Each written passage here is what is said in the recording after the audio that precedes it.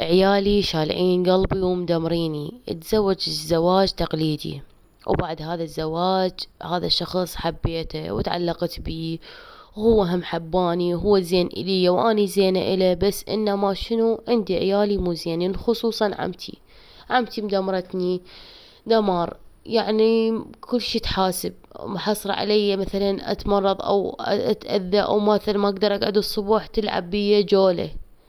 وأنا الله ما رزقني بأطفال، صار لي 3 سنوات من متزوجة وما رزقني بأطفال، ويعيرون بي العيال ومدمريني.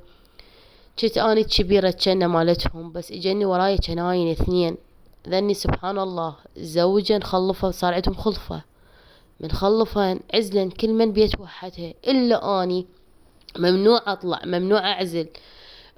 تقوم العمة وتقعد وتعير بيه أو يحجون علي، ها أنت ما بيج خلفة، أنت ما تخلفين، روح اتزوج عليها، هاي ما تخلف. دمروني تعبوني، وهو زين إلي بس ما أقدر، ما يخلونا نعزل. ممنوع تعزلين، شنو تعزلين وانت ما عندك أطفال وأخادمتهم ومداريتهم؟ أريد يعني وحدة من عندهن تساعدني، ما حد يساعدني بالشغل، أنا متحملة كل هاي المسؤولية. أقول ما يخالف الخاطر زوجي أتحمل هذا الشي كله، بس شنو يعني فعلا فعلا أنا عيالي بأذيني. لا هم زينين إلي وكاسبين إلهم، ولا أبد أداريهم وأسوي لهم وأقوم لهم بالواجب، بس هم أبد أبد. يعني أسمع من عندهم كله كلام الجارح، وخصوصا العمة مرات كلامها يجرح. يعني ما تحسب بحساب الكلمة، مثلا تقول هاي خطية، ليش أحكي هيجي، ليش أذيها؟ زين.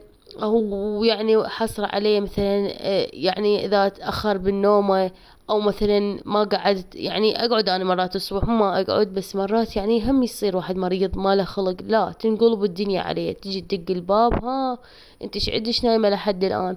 يلا قومي قومي اشتغلي، ما أعرف شنو مسوية، روحك عودي انت مريضة. وعندي هالنسوان حمويني أبد ما تحاكيهم، تخاف من عتهن ما أعرف شنو، بس أنا علي تسوى علي وتحكي علي. وانا والله هذا كل ما اروح لاهلي يقولوا لي عوفي زوجك، انت على شنو باقيه وياه؟ بس انا ما اقدر اعوفه، انا احبه وتعلقت بيه، و3 سنوات انا وياه، هو زين الي، بس اهله كلش مأذيني مدمريني. يعني هي مثلا هي شي تريد من عندي عمتي؟ يعني هسه انا مداريتها ودارية البيت وقايمة بالواجب، ليش هي شي تأذي بيا وتسمعني حكي مو حلو؟ حاصل علي ارد اعزل او اطلع وحدي، ما يخلوني، ممنوع. ممنوع تطلعين، شنو تطلعين انت وحدك؟ قعدي وسكتي. يعني انا هنا وتعبت كلش، تعبت وياهم. يعني حتى مرات تطلع لي شغل من جوا القاع، واقول ما يخالف اقوم واشتغل، وهو هذا بعد بيتي، وهم ذولا اهلي، ومعتبرتهم مثل اهلي، ومعتبرة عمتي مثل امي، وما مأذيتها ولا مسمعتها حكي، بس هي مرات تعيرني على ابسط شيء، يعني تعيرني على الخلفة، وانا هذا الشيء مو بيدي، هو هذا رزق الله. يعني الله ما رزقني باطفال، 3 سنين ما تزوجت وما رزقني باطفال، وانا عمري 23 سنة، يعني بعد العمر هواي قدامي. بس شو نسوي؟ شو نسوي لهالعقليات العالم؟ يعني انا لين حمويني تزوجوا وراي وصار عندهم خلفة، يعني خلفوا وصار كل من عنده طفل، لا ظني كم تحاكيهن ولا تجيب لهن طاري ولا تقعدهن ولا ابد، الا اني على ادنى شي تحاسبني وتعاقبني وتحكي علي وتفشلني قدام الناس، وما مخليت لي احترام قدام اي احد.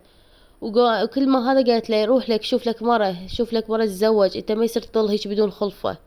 يعني صدق انا هسه يعني فعلا تعبت من عيالي. اعطوني حل، شنو اللي اسويه على مود ارتاح؟ شلون اقنع عيالي يعزلوا بيت وحدي؟ انا احب زوجي واريده، وزوجي يحبني، والله ما رازقنا اطفال. اريد اقنع عيالي انه اقعد بيت وحدي واستقر.